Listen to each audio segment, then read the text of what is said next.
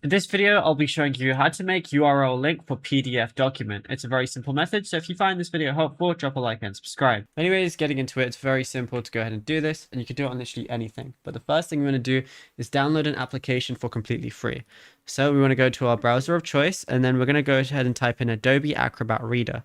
Then go ahead and click on download, and then you're going to see a downloaded Acrobat Reader, but I'm going to uncheck anything because I don't want any add-ons. And then all I want to do is press download right here.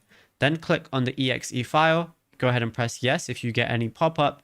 And now it says installation will begin shortly. I can now close that Chrome tab.